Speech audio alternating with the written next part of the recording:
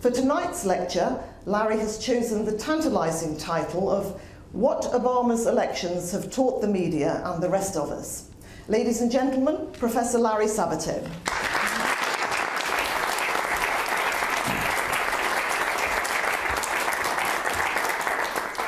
Fran, thank you so much, and it's such a great honor to be with all of you tonight and addressing this impressive gathering. I can't help but note that you've invited me over on the 4th of July, American Independence Day. I interpret this as a sign that all is forgiven. And my countrymen join me in saying we're very grateful, although it has been 237 years. I would expect as much. The special relationship that exists between the United Kingdom and the United States extends to our politics. And as different as our systems are, we still have much to learn from one another. This lecture is co-sponsored by the BBC and the Reuters Institute for the Study of Journalism. And I want to acknowledge and thank our BBC host, Fran Unsworth, and the director of the Reuters Institute, Dr. David Levy. May I also commend you for appropriately naming this lecture after one of the towering figures in the field of psephology, Sir David Butler. Since the 1940s, Sir David has enlightened and challenged the elections field with groundbreaking research, including, of course, the Nuffield Election Studies series. He's designed creative innovations such as the famous swingometer, and he has helped the news media and the citizenry in many countries intelligently interpret election results, including the United States. David, it's a great honor to be with you and to celebrate your magnificent career. In democratic societies, the simple act of voting must be matched by an understanding of election results. And no one's done more to give powerful meaning to raw numbers than David Butler. I will try to use his career as a guideline tonight. It's often said that we can foresee the small future clearly, but the big future poorly. In the field of elections, that means we can precisely predict the offices to be filled, the dates of the elections, at least in the United States, and the accepted rules of the game. But we never perceive the next big thing, the next trend that will change the face of politics, the next politician who will rewrite the rules. I'm currently finishing up a 5-year book project for Bloomsbury Press. My publisher is here with me and wants you to be aware that there are great bookstores everywhere. This is a 5-year book project entitled The Kennedy Half Century, and we're going to release it this fall as we approach the sad 50th anniversary of the assassination of President Kennedy on the 22nd of November. When Jack Kennedy began his run for president, few thought the United States was ready for a Roman Catholic president in a nation that was 75% Protestant. And fewer still believed the 43-year-old had the seasoning to be president. The wise men of the media at the time said a candidate might be able to get over one of these barriers, but not both of them. Yet Kennedy did, barely, with the help of Lyndon Johnson and Chicago Mayor Richard Daley, and perhaps a few civic-minded dead people still on the voting rolls in Texas and Illinois. Kennedy's win was astounding and unforeseen even as the election year began. So were many other recent presidential victories. Richard Nixon's improbable comeback from oblivion before returning to oblivion, the unknown Jimmy Carter's Watergate-era win, the triumph of a 69-year-old Hollywood B-movie actor. In 1980, I still recall the headline of the London Times on Election Day 1980. I'm sure David remembers. That headline talked about the too close to call contest that actually was a massive landslide for Ronald Reagan. However, perhaps never in modern American history has our predictive vision been less acute than for the rise of Barack Obama.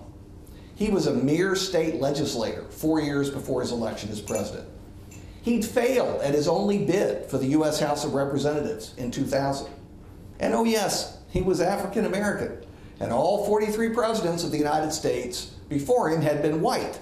White men in a nation that had fought a civil war over slavery in the 1860s and another near civil war in the 1960s over race and rights. Still, Obama ran for the United States Senate from Illinois, 2004, and through a combination of skill but also pure luck, his strongest opponent was forced out because of a scandal. The Republicans substituted a far-right, uncompetitive nominee, and Obama skated into the Senate, enhanced by his surprise pick as the keynote speaker at the 2004 Democratic National Convention. You may remember this particular excerpt. Obama said, "There's no red America. There is no blue America. There is only the United States of America." He thundered this to a national primetime audience, many millions.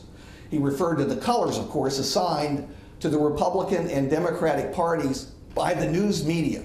Talk about media power. In the United States, the parties didn't even get to choose their own colors. By the way, the Democratic presidential nominee who gave Obama his invaluable national TV debut was John Kerry. I don't think that hurt Senator Kerry when President Obama was looking for a new Secretary of State a few months ago. When Senator Obama began to run for president, just 2 years after his arrival in the Senate, the response was incredulous, inexperienced, presumptuous, shouted the critics, and black, added others in a whisper. I've admired the way Hillary Clinton has handled the ups and downs of a remarkable career, and I suspect you'll be hearing from her again in some major capacity. But she told me personally in February 2008 that if nominated, Obama's race would bring the Democratic ticket crashing down to defeat, and her concerns were widely shared among the party elite. Early on, most political analysts and media pundits believed Clinton could not be defeated in 2008 by anyone, least of all Barack Obama. She'd been the nominee presumptive for 2 years, with clear leads in national polls of Democrats. Now, it was a close contest, but by June, the impossible had happened. Barack Obama had won the Democratic nomination for president. But if you go back and review the media coverage at the time, not only did they think that Hillary Clinton would win the nomination, you'll find an enormous degree of pessimism about President Obama's chances for the nomination and the general election. The media polls were showing Obama and Republican nominee John McCain in a tight contest. Speculation in the press was rampant that there would be a hidden anti-black vote on Election Day. That is, some whites were saying they would cast a ballot for Obama in polls, but they couldn't bring themselves to do so in an actual polling place. This phenomenon had indeed occurred in a couple of elections for state governor in the United States involving African-American candidates in the 1980s. Yet much had changed since the 1980s, and we learned it in 2008. To this day, news media accounts of Obama's victory over McCain claim that the economic collapse in late September, the collapse that initiated the Great Recession, was primarily responsible for boosting Obama into the White House, that he couldn't have won without it. In fact, the 2008 election was effectively over in the summer. The economy was already weak.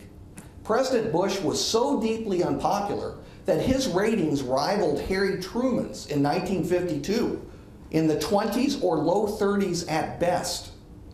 Using our election model that incorporates, among other variables, the incumbent president's poll standing, my predictions website, called The Crystal Ball, as Fran mentioned, was able to project in July 2008, months before the election, that Barack Obama would receive about 53% of the popular vote. He garnered 52.9% in November. Later in the fall, we projected that Barack Obama would receive 364 electoral votes in the Electoral College. He received 365, just one more than our estimate. Obama's popular vote percentage was the best showing for any Democrat since the American Civil War, with the exceptions of the landslides for Franklin Roosevelt and Lyndon Johnson.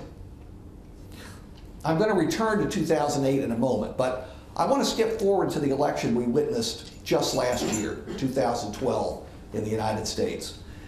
The economy wasn't as bad as it has been, and it had been before then. The unemployment rate was still hovering close to 8%, though. And no president since FDR had been reelected with an unemployment rate that high. Americans were pessimistic about the nation's future, with a large majority believing that the country was seriously off on the wrong track. The theme clearly apparent in much of the media throughout 2012, and you could go back and read it for yourselves, was either that Obama might be doomed or that at best, in the end, the election would be a squeaker, would be extremely close. Not only was Barack Obama not doomed, he won by 5 million votes, 4 full percentage points, and a large electoral college tally that saw only 2 states switch from 2008, Indiana and North Carolina. We spent $7 billion on the election to switch 2 states. $7 billion. Of course, we spend that much on Halloween in the United States. In the age of Twitter and blogs and personnel cutbacks and a dozen deadlines every day, every single thing that happens publicly gets reported in some detail. But we drown in the details. It's almost as though everything is the single most important thing that has ever happened until it's replaced by the newest most important thing. What's lost in media coverage is fundamentals, boring constants that David Butler stressed throughout his entire career that tell us far more than the latest gaffe committed by a candidate ever could. Let me cite just a few examples. In U.S. history, this is a great constant. Since popular elections began in 1824, presidents who sought another term have been about twice as likely to win that term as to lose it. Automatic advantage, President Obama. Since 1900, 5 incumbent presidents have been denied a second term. William Howard Taft, I'm sure he's well known, Herbert Hoover, Gerald Ford, Jimmy Carter, and Bush Sr. In each case, the incumbent faced a serious challenge for renomination within his own party. You could also add Truman in 1952 and Lyndon Johnson in 1968, both of whom decided not to run again, in large part because of major primary opponents within the Democratic Party. Every re-elected president was unopposed for renomination or had very minor opposition. Another advantage for President Obama, fundamental advantage for President Obama. Research in my field has confirmed what analysts have always suspected.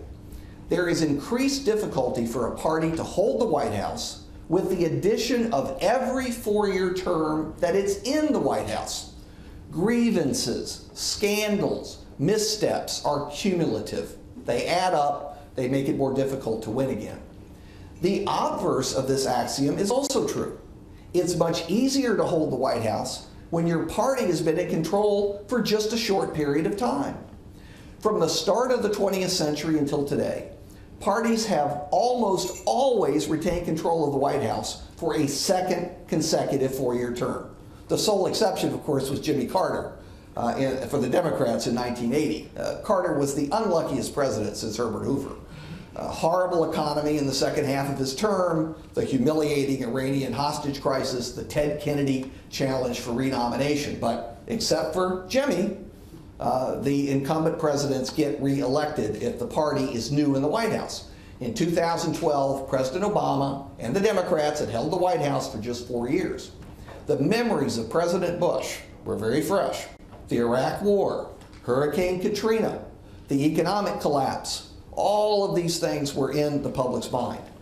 Like his predecessors, Obama could point to Bush, the incumbent president, whose poll ratings were in the cellar, and argue, I haven't had enough time for my policies to work. And besides, why would we ever want to go back to George W. Bush?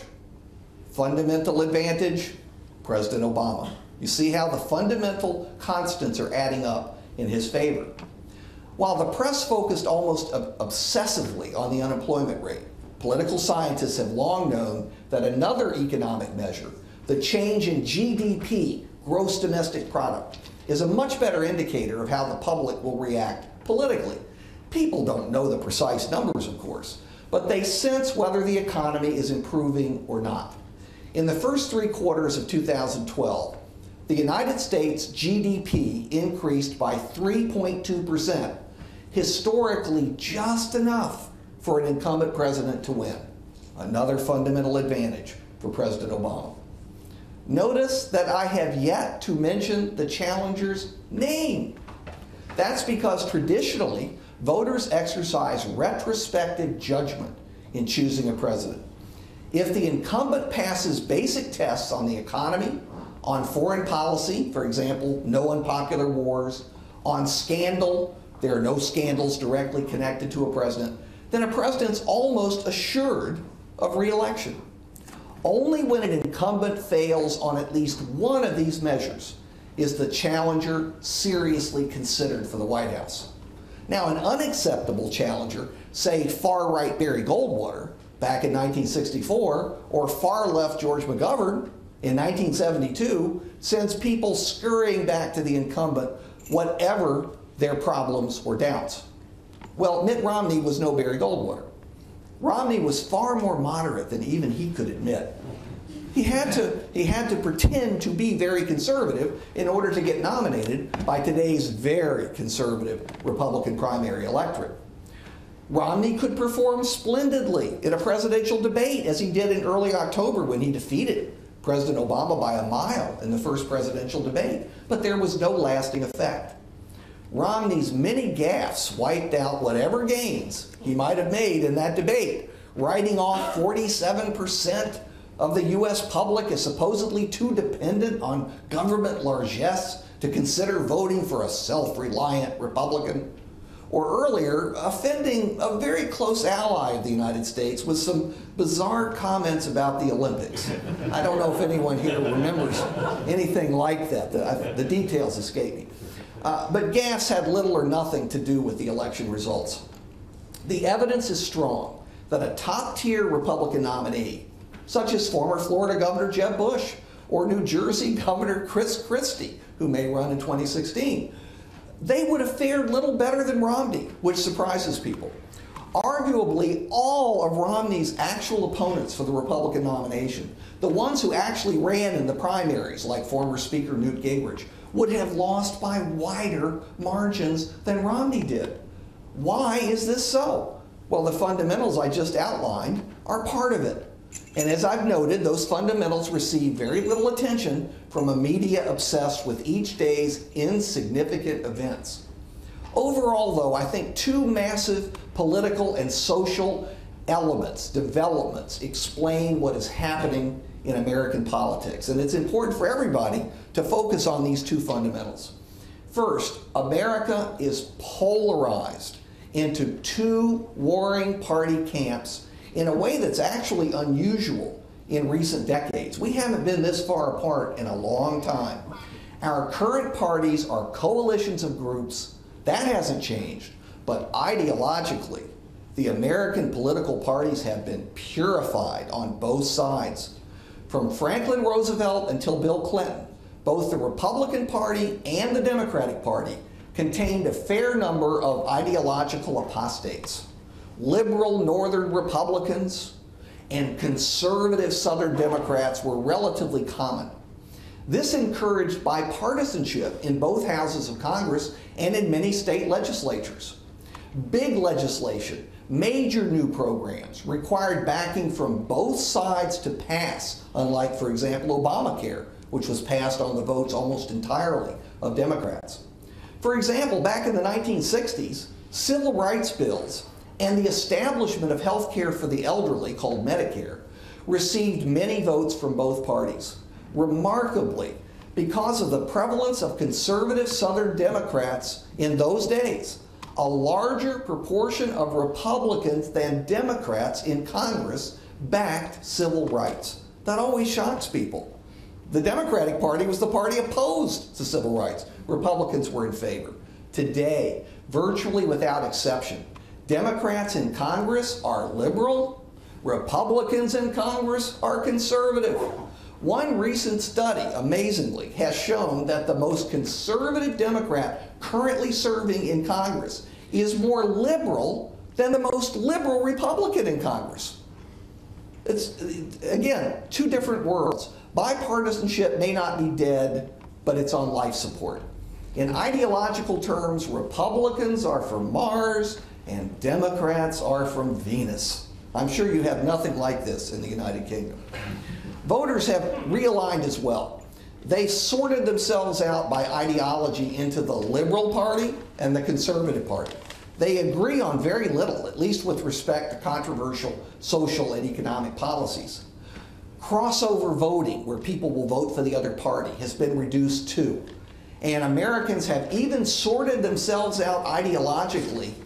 This is incredible. Sorted themselves out ideologically in their choice of home, community, and state. Political birds of a feather are now flocking together in terms of where they live. If they have economic mobility, Americans live where they're most comfortable and where they share the values of their neighbors. For instance, most U.S. states have become more deeply Republican red or more deeply Democratic blue. A pair of presidential contests illustrate my point. Back in 1976, Democrat Jimmy Carter defeated Republican Gerald Ford by a very modest majority. But the election was competitive throughout most of the country. 20 of the 50 states, 20 states, were decided by less than 5% of the vote.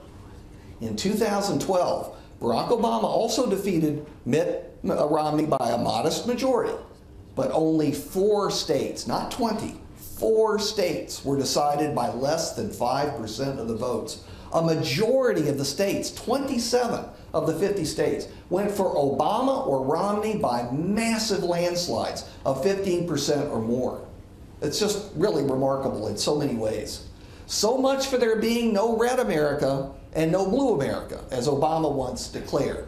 There's a redder America and a bluer America. That's what I see when I look at the map.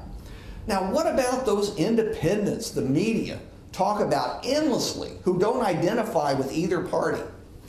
If you read the American press and some of the polls they take, you'd think that a quarter to a third or more of the American voters fall into this independent category.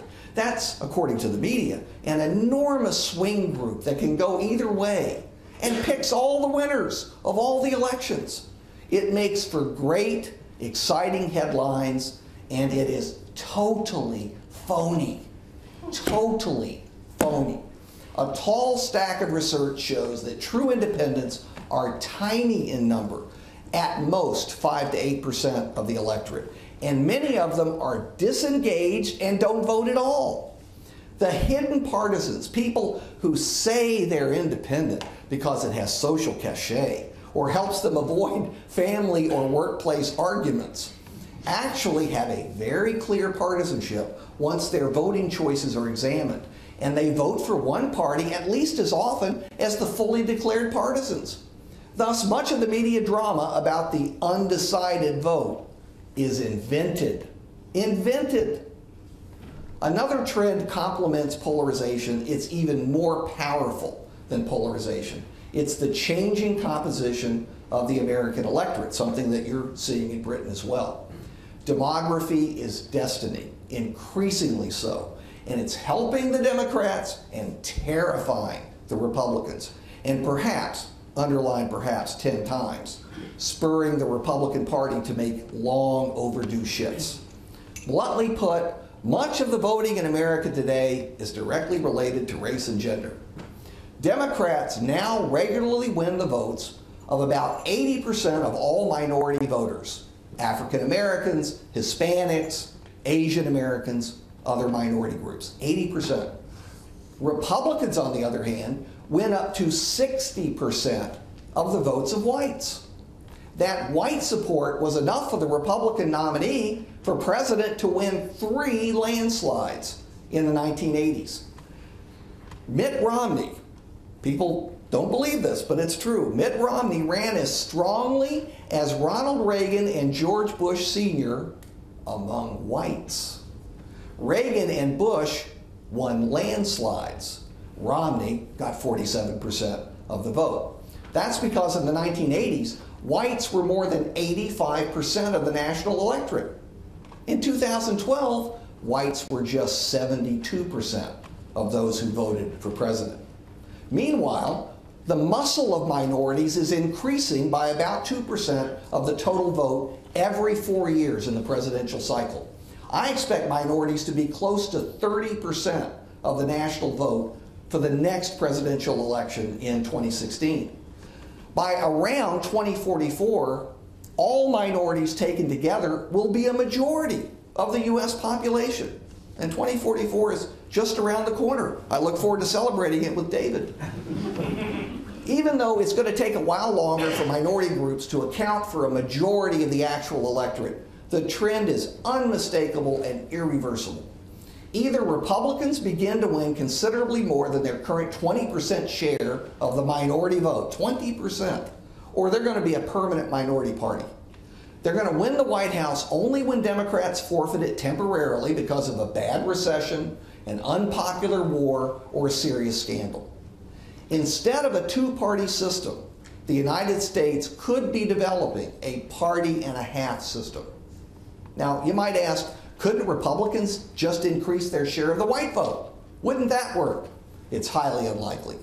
First, women are a majority of the white vote and a majority of the overall vote in every state. Nationally, they're about 53% of the total. Since 1980, without fail, they voted considerably more Democratic for president than have men, regardless of which party won the White House.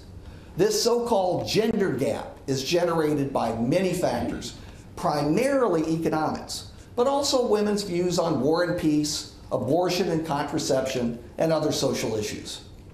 The Republican Party shows no sign of shifting positions near enough to change the gender equation, which is another problem for them. Second, the young, those between the ages of 18 and 30, have begun to identify strongly with the Democratic Party, mainly because of the party's positions on gay rights, on abortion, on climate change, and other similar topics. Obama won between 60% and 66% of the young in his two elections. Romney won narrowly only among white youth, and again, much smaller than his average overall with whites. But the white proportion of the youth vote is actually diminishing at a greater rate than the overall white population is dropping in the United States. Adding insult to injury for the Republicans, the available research suggests that once someone has voted for the same party in 3 consecutive elections, they're likely to retain that partisan preference for the rest of their lives.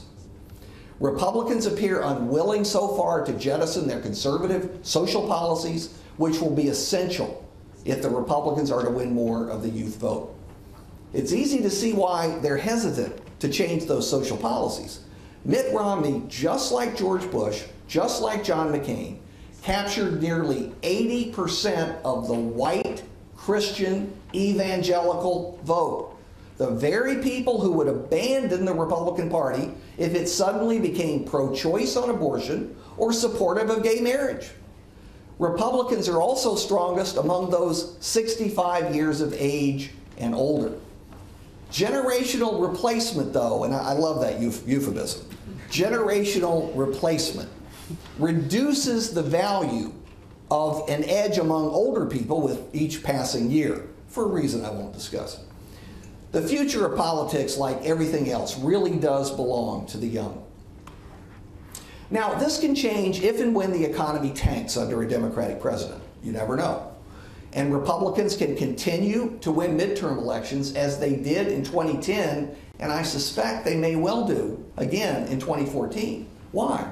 Because voter turnout falls so precipitously, up to 1/3 in midterm elections, and therefore the voters who turn out in midterm elections are older, they are white. In other words, the Republican Party's bastion. But America is a presidentially oriented country. There's no substitute for holding the White House. It hasn't been just Republicans who missed the magnitude of these trends, I should stress. The news media have been wide of the mark in some cases as well. I think specifically of the Gallup polling group, which in 2012 had their worst year since 1948 when they elected President Thomas E. Dewey. Some pollsters got it right. The Reuters tracking poll was very close to the mark. But Gallup and almost all Republican pollsters got the election terribly wrong. When Gallup showed Romney leading Obama in mid-October by as much as 6%, the pollster came close to declaring the election over, noting that no one who was so far ahead at that point in an election campaign had ever lost the White House. Well, the inadequacies of old-style polling in the age of cell phones explains part of Gallup's miscall. But many in the media and the polling industry have been slow to grasp the fact that old models of the American electorate are changing quickly. One model that news organizations grasp is their own business model. And unfortunately, many of the changes in that model have reduced serious coverage and magnified the very worst in journalism. Severe cuts in resources and staffing have left journalists overworked and unable to devote attention to matters beyond the daily headlines. Investigative reporting has been slashed, and it shows. Reporters are too busy blogging and tweeting the day away to spend weeks piecing together the underlying story. And only a very small number of news organizations can afford the luxury of in-depth reporting. As the Pew Center has demonstrated, television news has shifted heavily to opinion and away from fact-based journalism and investigation. Opinion is very cheap to produce on television. After all, everybody's got an opinion. And there's an endless supply of party hacks, whatever the country. Much of that discussion, uninformed chatter, and obnoxious bloviating from partisan perspectives. Am I being too frank? The only useful pundit is analytical. The only useful pundit is research-oriented. The only useful pundit is fact-based. In other words, someone who has as his model Sir David Butler. David may even recall a popular American TV detective series called Dragnet, where Sergeant Friday, one of the stars, trying to ascertain the truth so he could share it with others, would rebuke a witness straying into opinion and away from objective observations with the phrase, "Just the facts, ma'am." That's what we need from the news media. That's what we need from pollsters at election time. That's what the voters should expect and demand from all of us who have a role in the elections process. Perhaps we'll get more facts and less opinion the next time around. Hope springs eternal. Thank you all very much.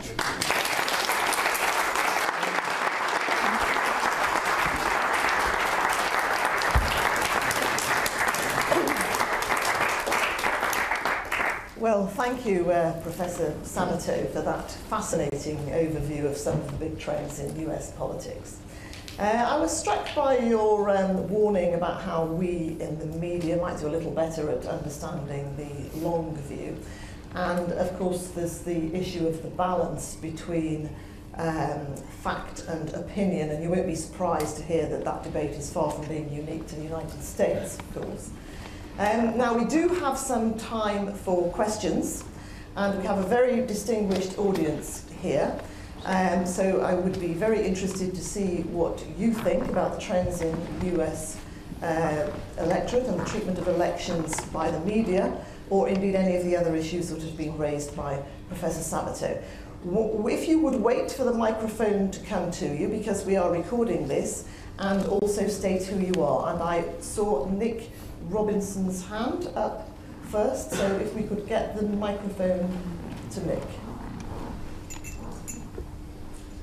Professor Sabato, Nick Robinson, political editor at the BBC. Just the facts, ma'am, you said just the facts, which raises the question of the structure of television news in the US, the change away from balance towards Fox News on the right and MSNBC on the left. Two questions, really. One, given that shift, do you ever see it changing, or do you think the US electorate are getting what they want, which is a reflection of their own opinions from TV news? And what would be your advice to legislators in the UK who might contemplate saying that in the age of the internet it's time to let 1,000 opinions flowers bloom? Well, let me start off by saying that BBC, we didn't arrange this in advance. BBC is very lucky to have Nick Robinson. He's a terrific reporter and analyst, and I wish we had more of people like you on certain networks in the United States. I won't mention them, of course. But Nick, I would say this. Unfortunately, what has happened with American television, or the news coverage of politics, is really a result of the polarization. It did not cause the polarization. It is benefiting from the polarization in the electorate. Now, is it making it worse? Absolutely, absolutely. Because it is now possible to go weeks or months without encountering any view that contradicts yours. You can watch a network that repeats your views endlessly all day long because you're probably living in a community and working in an occupation that reinforces your partisan and social values. You likely do not encounter people of different views at the workplace or at neighborhood gatherings. And this leads to a trend that we've seen for years once Election Day passes. And the trend is, how could this happen? Everyone I know voted for the other person. And we all get thousands of emails. And the answer, of course, is massive election fraud. That's it. It had to be massive election fraud. And I'm really quite serious. There are still people contesting the November 2012 elections based on non-existent election fraud on Election Day. I am really a pessimist, Nick. I hate to admit that, but I'm a pessimist about the future of news coverage, mainly for the reason I pointed out in the talk. It is so cheap to produce opinion. It's so easy to make a profit with opinion coverage because it doesn't involve much research. I mean, you just print off news articles. You look at the party websites, you get what you need from there, and that's how you brief your partisans on the show. And they already know their lines. It's very easy if you do what they do. So I think all the advantages are with opinion coverage rather than news coverage. Also, people don't seem willing to pay for really good investigative reporting, really thorough news coverage. There are some newspapers, major newspapers in the United States, who finally are converting to charging for their websites. Why they ever let that get away from them, I don't know. Clearly, someone's intellectual product is worth paying for. It certainly isn't a book. I think my publisher will agree on that. Certainly Bloomsbury Press will agree with that. You have to pay for the intellectual capital. Remarkably, for years now, major news organizations have been giving away everything they've done for free, hoping that advertising would make up the difference, and of course it hasn't. There's no way to do it. So then they cut the staffs, and they close foreign bureaus, and they do all of the things that makes the news worth watching, and then they lose serious viewers and serious readers who recognize that what they used to follow the media for is no longer in the media, and you're left with a group of people who like what's being produced, who like to hear their own view spoken back to them on a daily basis. So I'm pessimistic. I do think certainly there's a group. I don't know how big it is. I don't know if it's enough to support multiple news organizations, but there's enough people to support at least a few who will cover the news the way it ought to be covered. We have another question over here, if we can get the microphone there. Hi. Damien Tambini, London School of Economics. I hesitate to point out, of course, that the BBC gives away everything for free, and for good reason.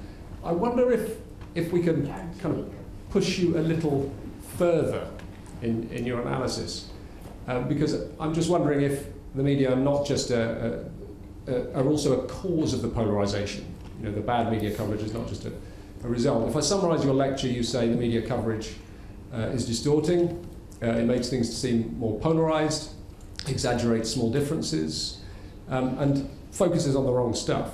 And I'm just wondering if the reason for that is actually more profound. Isn't the reason that this is happening because media markets are more competitive than ever.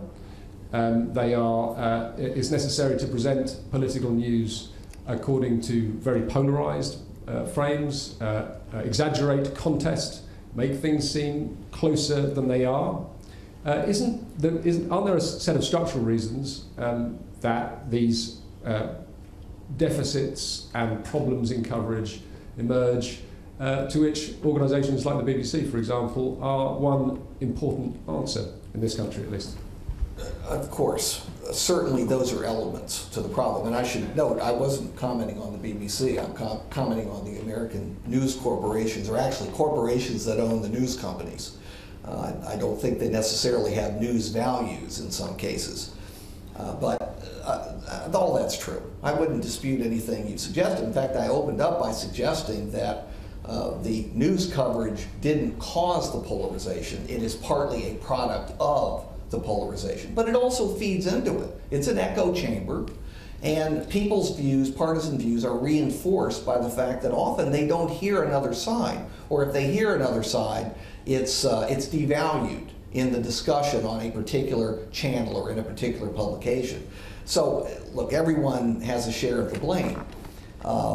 And I would add educators. Those of us who are in the field of politics have done a poor job in many respects in civic education. And that's especially true at the lower levels. My Center for Politics was founded on the principle that we needed to do more and better civic education in elementary and secondary schools so that we could prepare students for what they would face in the broader world eventually.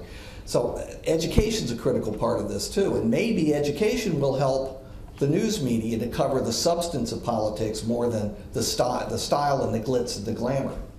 We have one over here, Professor Stephen Barnett, and then one over here afterwards. Thanks. Steve Barnett, University of Westminster. Thank you very much for a stirring and stimulating lecture. As a fellow Bloomsbury author, I share your concern about not giving away information for free. Having said that, those experiments that have started in terms of setting up paywalls and trying to get people to pay for online news do not appear to be going anywhere, with the exception possibly of the financial press like the Financial Times and maybe the Wall Street Journal. Wall Street Journal. Yeah, and the Wall Street Journal. So that sort of leads to my question, which is you concentrated in partly in response to Nick's question on the broadcast media.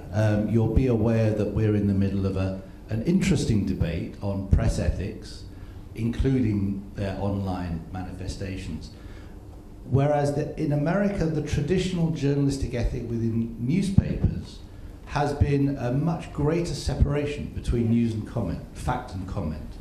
So I wonder if I could put the question that you raised about the way in which journalism is going in terms of the quality and the approach of the American press, and whether you feel that too is being increasingly compromised, as you've said about broadcast news.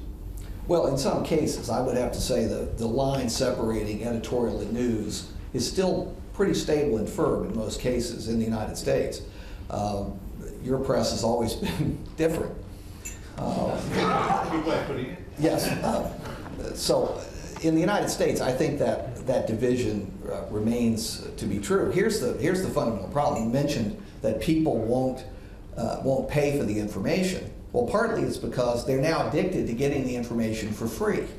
And they just haven't thought, well, how do you support a large news staff to get the information for you? Don't you think they need money? And advertising alone doesn't do it. Recently, the Washington Post decided to switch to a partial paywall. And if you look at the comment boards at the Post site, you would have thought, it was the government doubling or tripling taxes. I'll never read you again. How dare you do this? I'm on a fixed income. What were you doing before the internet? You were subscribing to a publication, and now you've gotten used to getting it all for free. But you have to pay. We always have to pay for quality. By the way, as an aside, it worries me about universities as well. There's a great movement in the United States, which may have originated here or may reach you, to have free online education. They're called MOOCs, massive online courses, in which essentially those of us who are professors give away our intellectual capital for free. And those of you who are journalists will, I think, be pleased to know that we're using your example to explain why we're not going to participate. So you've helped us, if nothing else. Can we take the microphone over here, Dame Pauline Neville-Jones? Thank you very much, Pauline Neville-Jones, House of Lords. The question I wanted to ask you was about the consequences of the trends you see on the functioning of American government. One hears the word dysfunctional used on this side of the Atlantic. I mean, traditionally, because of the crossover that one used to see, between the two parties and the sort of big middle, where the White House could rely on persuasion actually to get legislation through. I mean, what do you see as being the long-run effect of this degree of polarization in Congress on congressional White House relations? If you ask people, ask historians in the United States, which modern presidents were most effective legislatively, which ones had the magic? Almost everyone would say FDR and LBJ, Franklin Roosevelt and Lyndon Johnson. Let me just suggest that if Franklin Roosevelt came back to life, or Lyndon Johnson did, and were president today, he would get virtually nothing passed. Just precisely what's happening to President Obama. Because now we have partisan groups that are completely inflexible and unwilling to consider the other side. Why? Partly it's a factor of our districting system. You have problems with districting too. But our districts are constructed such that the only real threat to incumbent members of the House of Representatives is in a party primary. And your only threat in a party primary is if you're a Democrat from the left, if you're a Republican from the right. So you can't ever compromise, ever. In prior decades, we had a situation where both parties had liberal and conservative wings, and anything passed was as a result, almost anything passed was as a result of bipartisan compromise. It's gone. It's gone. That's another product of polarization. So I think that's the basic answer to your question. It's making it more difficult to get anything done unless you have a solid partisan majority in both houses. And in our United States Senate, it doesn't mean having a majority. It means having 60 reliable votes out of 100, a large majority. And because they're reliable votes, and these are politicians, it means you need about 70 senators to get 60 reliable votes. Good luck. Good luck with that one. Can we hear from Michael Cockrell? Michael Cockrell, political documentary maker. I thought that was a fantastic talk, and I wanted to ask you if you agree with the way I see the British political media, which I've studied for a long time, and many of the kind of déformation professionnelle that you were talking about, I seem to see when I watch the lobby journalists, they hunt as a pack. They're like dogs excited by their own barking, and they are always. Sorry, Nick. Nick is said the same thing at the cocktail hour. Nick is obviously an exception to this, but they're always they get together after a briefing or something like that and say, "What's the line?" And they're always afraid of being scooped by someone else. So if they know they're doing the same thing as everyone else, then that stops them having to investigate any further. Often when I see them, I'm reminded of that old saw. That the job of a journalist is to separate the wheat from the chaff and throw away the wheat. I wouldn't go that far. But I just wanted to ask you one other question. Yes. I wondered whether that chimes with any of your analysis, but also I thought you were so fluent and interesting and insightful. Have you ever thought of running for office yourself? Well, as to the second question, I'm sane, certifiably sane. So that ought to answer your question. Actually, let me say, I don't have the talents needed to win public office. For one thing, I have a tendency to be very blunt. That's why I'm an academic, and I'm very grateful for tenure. You don't have tenure as a politician, nor can you afford to be blunt, at least on all occasions. But as to your first point, I couldn't agree with you more. I wrote a book entitled Feeding Frenzy about the news media in 1991. like sharks in a feeding frenzy. And of course I was referring to the coverage of private lives by the media and some other controversies, but it's gone much further. I almost wish I could go back to the 1991 system that I criticized in the book, because now with the internet and all these blogs that have no editors and comment boards that can spread rumors to millions, the situation has become ever so much worse.